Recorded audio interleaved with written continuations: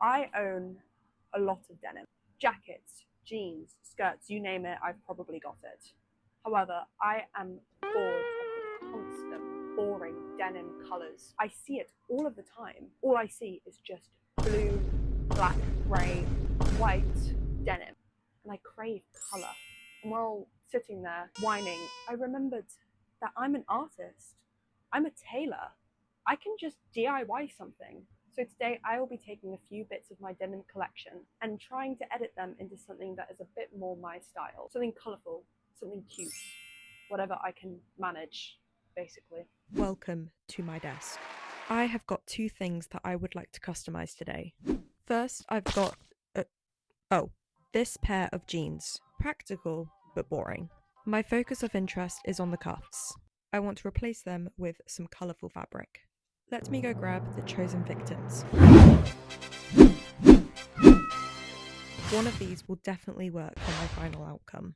Now I just need to choose which ones. After looking through the options, I decided the pink stars would work perfectly. Before starting anything, I needed to make some important measurements and notes. This is to ensure that I know exactly how much fabric I need to cut off of the starry pinkness. Okay, anyway, here I'm turning the fabric over and marking a line which is just a few inches over the original estimate. Precise and professional. I'm now going to bring in my handy friend. Just like that, they are finished. Moving downstairs now, I will be doing the agonizing task, which is unpicking the entire hem of the jeans. I wanted the fabric to look like they were always part of the jeans, and unfortunately the only way to do that is by basically starting from the beginning, unpicking and then rehemming. I have to do this process a lot and I hate it every single time I do. At least when I am finished, it's really satisfying to pull the string out. Well, it normally is. After finishing that, I have to do the same process on the second leg. Due to normal machines not being able to take the thickness of an original hem, I needed to cut just a little bit off so I'll be able to fit it under the machine. Normally I would iron it beforehand, however it was way too hot when I was filming it and honestly I just could not be arsed. This does mean that the cutting was really uneven. So if you want to do this, please, for the love of God, iron your jean before. Don't do what I'm doing. I beg. You will see the consequences of my actions later. Anyway, because machines can't take thickness, you need to cut off all of the seams before you start sewing. I mean, unless you want to break the machine, then be my guest. I'm now taking one of the bits of fabric that I cut and pinning it to the jean, before swiftly moving over to the machine. I take my measuring tape and then measure 1/2 inch of the hem, then fold it and then fold it again. This is just to make sure the hem is nice and even all the way along. I then place the jeans on the sewing machine and get ready to start sewing.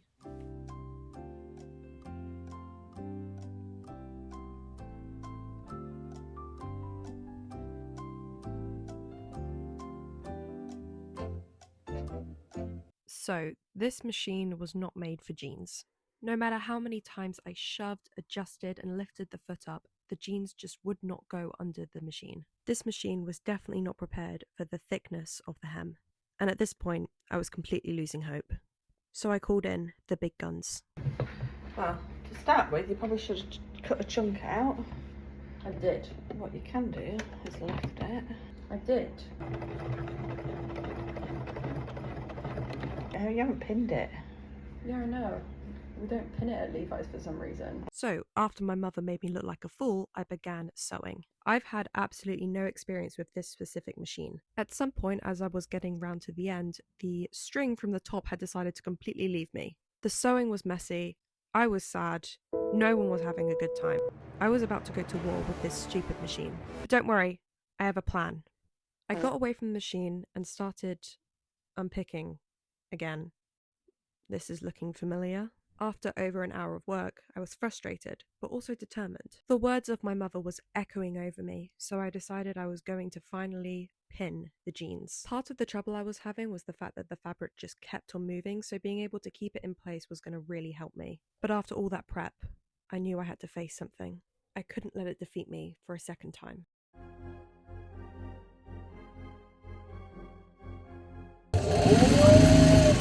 So, yeah.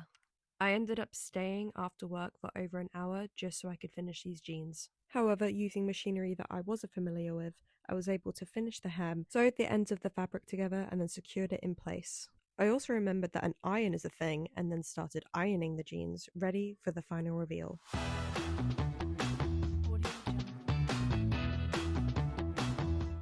Remember when I talked about the wonk? This is what I mean. So, if you're going to do this, please iron your jeans before you cut them.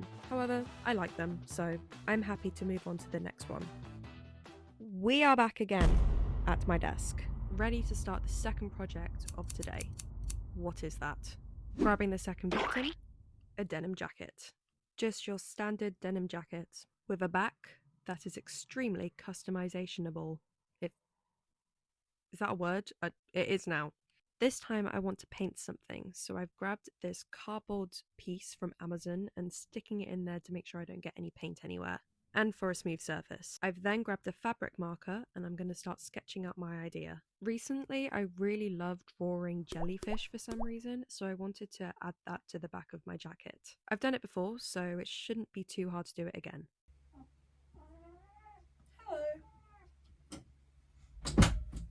Oh yes, we have a guest now. Next, I'm going to grab my paint palette and also some paint. Of course, my main colour of choice will be pink, because why the hell wouldn't it be? If I can get it out of the tin. Don't worry, this is nothing that a paintbrush can't fix. My recipe for the perfect jellyfish will be pink, white, and a little bit of yellow. Jellyfish colour. Now it is time to paint. I only just got this fabric paint, and I was so excited to use it that it created this whole idea about DIYing denim. However, what I hadn't anticipated, which I definitely should have, was how many layers it was going to take to cover this whole thing. Fabric absorbs paint like crazy, so you have to do so many layers. After finishing coat 1, I needed to let it dry.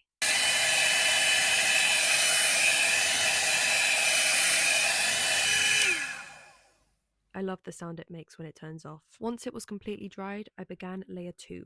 When I said that this painting took so many layers, I meant it. This is layer 2 that I'm currently doing. This is layer 3.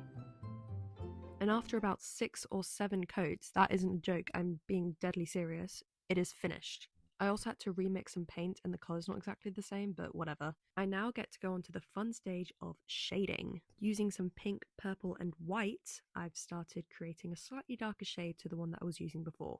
And then we start painting. There's something really satisfying about creating shades on a painting. I don't know why, it just gives that dimension and just adds more character to that plain old colour. Something about me is that I love painting and drawing with colour, and just being able to add that shade just really adds something to my drawings. I'm not very good at drawing in black and white, but colour, I can do that. I also started adding some blue just for extra dimension and just make the painting look a little bit more interesting with a slightly different colour to the one that I was using originally. I always admire people who only draw in black and white because I would be nothing without my colour. Girl, can you move? We're trying to look at the painting, thank you. After adding a few more details... Stay hydrated, people. My piece was finally finished. At the moment, I can't lie, they're looking quite, they look like a certain thing, which I don't want to say. Sperms. They look like pink sperms. So I'm going to grab out my fabric markers, which I ordered in a lovely rainbow order, which I'm just going to tip out really messily, thank you for that. So I can try and make them look more like jellyfish and less like sperms. Before starting the actual outlines and jellyfish tentacles, I just wanted to add just a little bit of shine to my jellyfish. You can never go wrong with a little bit of shine. These 3 colours are going to be my main choices for the actual design. I was really nervous to actually start the outline because once I started, I couldn't go back. My life would be over. But after a little bit of debate with myself, I got the courage to put pen to paper or pen to denim. I love painting, but I always go to digital art because if I mess up, I can just erase it. But something about painting, if you mess up, you cannot go back, which is why painting is a lot more nerve-wracking, and I have so much admiration for people who just do this as their main medium. To create the outline, I am using different colours just to add even more dimension and just make the drawing look a little bit more interesting.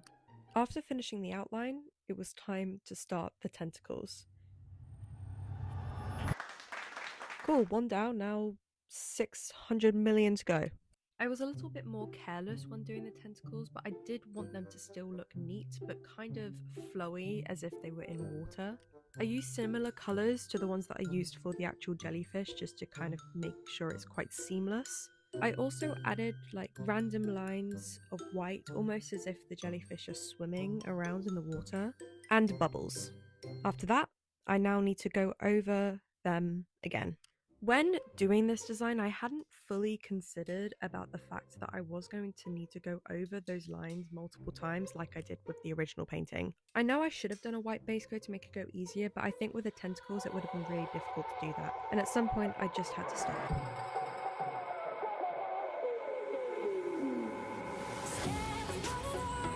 Is it egotistical to say that this might be one of the best designs I've made this year? I really like it. Even my cat likes it.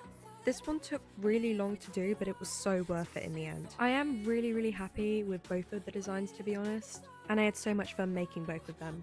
And from me and Loki, thank you so much for watching till the end of the video, and we hope you guys have a lovely day. Bye!